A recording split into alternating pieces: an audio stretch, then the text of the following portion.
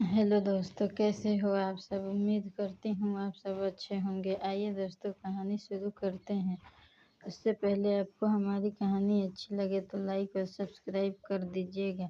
आप विश्वास करें या ना करें, पर जब प्यार होता है तो भूत क्या, आदमी कुत्ते से भी शादी कर लेता है। मैं रवि बचपन से ही अपनी पड़ोस की लड़की प्रिया से बहुत प्यार करता था, पर कभी उससे इस बारे में कुछ कह नहीं पाया। और देखते देखते आज वह 16 साल की हो गई। मैं अक्सर स्कूल जाते वक्त उसे देखा करता था। उसके गुलाबी गाल, मोरनी सी गर्दन, सुनहरे बादलों जैसे बाल, उसके होंठ, वो पूरे गांव में सबसे सुंदर थी। भोली भी। जब वह अपनी सहेलियों के साथ नदी किनारे खेलती और हंसती थी तो मैं उसे रोज छुप कर देखता था। मैं उसे बेइंतहा प्यार करता था, पर उसे कभी बोल नहीं पाया। पर हर प्रेम कहानी की तरह मुझे ये नहीं पता था कि मेरी इन खुशियों को जल्द ही नजर लग जाएगी। कहने को तो मैं उन्हें दोस्त कहता था, पर पूरा गांव जानता था कि जतिन और उसके दोस्त कितने कमीने लड़के हैं। आए दिन लड़कियों को छेड़ना और लोगों को परेशान करना उनकी फितरत थी। एक दिन मैं नदी किनारे बैठा था, तभी पीछे से जतिन और उसकी टोली ने मुझे पकड़ लिया। जतिन बोला, क्या बे रवि, क्या कर रहा है यहाँ। पर मैंने कहा, कुछ नहीं जतिन। तभी जतिन ने कहा कि आज मैंने प्रिया को देखा, बहुत मस्त लग रही थी। ये सुनते ही मेरे शरीर में आग सी लग गई। फिर जतिन बोला, यार मुझे प्रिया चाहिए। बाकी लड़के भी यही कहने लगे। ये सब सुनकर मेरा मगज गर्म हो रहा था।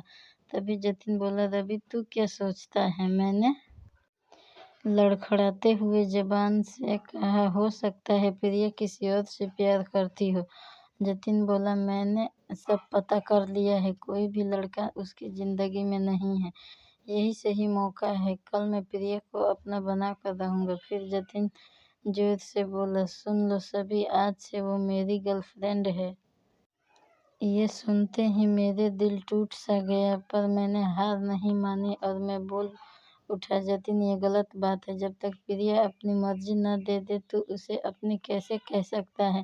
पहले प्रिया हाँ तो कर दे तुझे। मेरी बात सुनते ही सभी लड़के भी यही कहने लगे, जिसे सुनकर जतिन बोला, ठीक है, इसका फैसला हम कल करेंगे।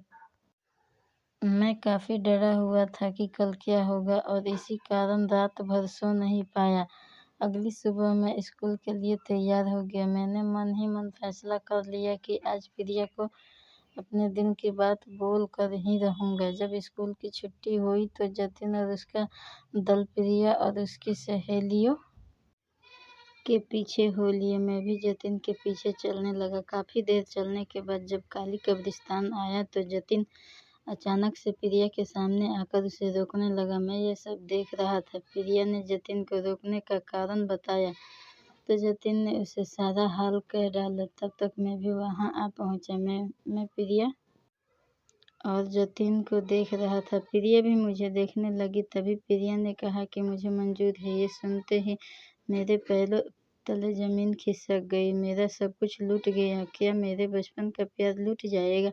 तभी प्रिया बोली कि मेरी एक शर्त है, और अगर तुम वो पूरी कर सके तो मैं तुम्हारी।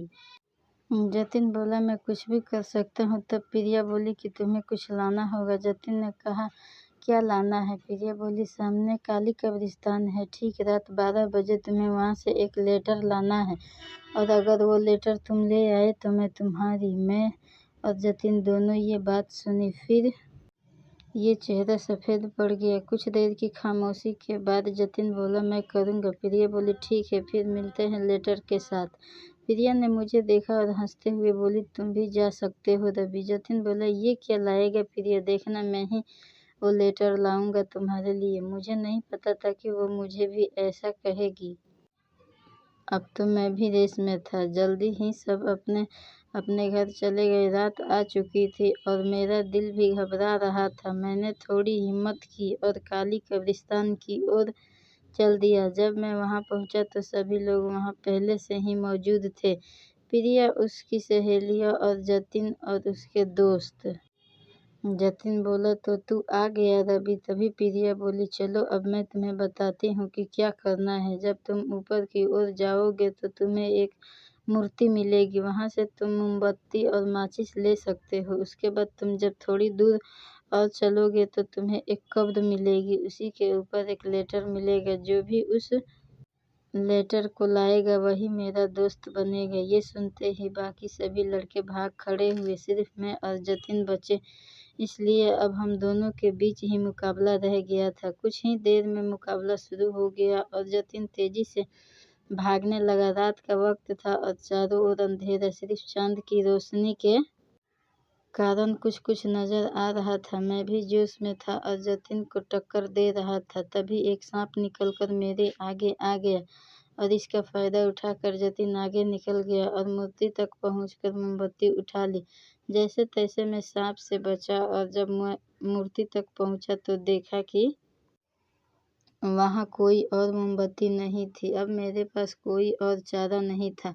करो और मरो की बोल आ चुकी थी, इसलिए मैं अंधेरे में ही उस कब्र की ओर निकल पड़ा। मुझे अपने प्यार पर भरोसा था। तभी मैंने जतिन की चीख सुनी।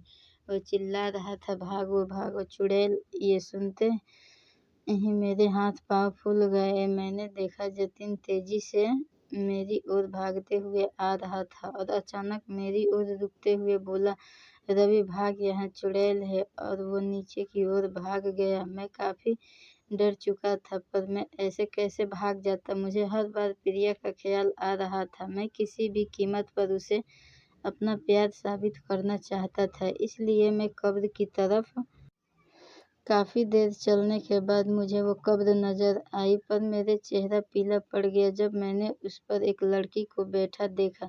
उसके बाल काफी लंबे थे और गर्दन वो झुकाकर वहां बैठी हुई थी। मेरे पैर काम करना बंद कर चुके थे। मैं काफी देर तक वहीं खड़ा रहा। मुझे बार बार प्रिया का चेहरा याद आ रहा था। मैंने थोड़ी हिम्मत इकट्ठी की और कब्र के पास जाकर उस चुड़ैल को दबती आवाज में बोला, जी क्या आपने यहाँ कोई लेटर देखा है? चुड़ैल कुछ नहीं बोली। मैंने अपनी बात फिर दोहराई, पर इस बार उसने पास आने का इशारा किया। मैं डरते डरते उसके पास पहुंचा। तभी मैंने कहा, देखो मुझे मत खाना, दरअसल मैं एक लड़की को बचपन से बहुत प्यार करता हूँ। उसका नाम प्रिया है और उसी के लिए मैं यहाँ तक आया हूँ।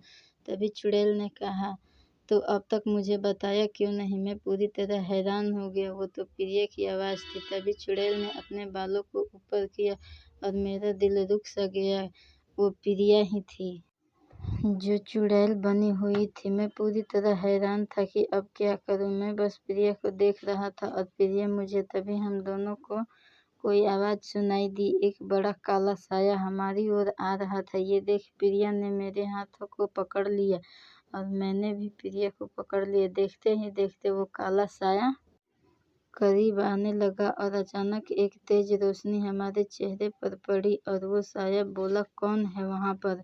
वो कोई और नहीं, कब्रिस्तान का चौकीदार था। उसे देखते ही मैं और प्रिया तेजी से भाग खड़े हुए। हम काफी देर तक भागते रहे और फिर घर आकर ही रुके। वो बिना कुछ बोले अपने घर चली गई और मैं भी अपने घर आ गया। मैं सारी रात नहीं सोया। अगली सुबह मैं स्कूल के लिए तैयार हो गया। जब मैं स्कूल पहुंचा तो वो पहले से ही वहां थी, पर वो कुछ नहीं बोली। जल्द ही स्कूल की छुट्टी हो गई। मैंने उसे हर जगह ढूंढा पर वो नहीं मिली। मैं निराश होकर घर की ओर जा ही रहा था कि मुझे एक आवाज़ सुनाई दी। वो प्रिया ही थी। मुझे भरोसा नहीं हुआ। वो मेरे पास आई और कहा, रवि कहाँ जा रहे हो? मैंने कहा, घर। प्रिया बोली, मैं भी चलती हूँ। तभी मैंने कहा, प्रिया मुझे तुम्हें कुछ कहना है। तभी प्रिया ने मेरे होठों पर अपने हाथों को रखा ते हुए कहा, मुझे पता है तुम्हें क्या कहना है। मुझे पता चल गया था कि वो भी मुझे बहुत प्यार करती है। कभी कभी जुबान का काम सिर्फ आंखें ही कर देती है। उसका हाथ मेरे हाथों में था और हम दोनों अपने घर जा रहे थे और ऐसे ही हम लोग खुशी खुशी रहने लगे। तो दोस्तों, कैसी लगी कहानी हमें कमेंट करके बताइए और अच्छी लगी हो तो लाइक और सब्सक्राइब कर दीजिएगा। धन्यवाद।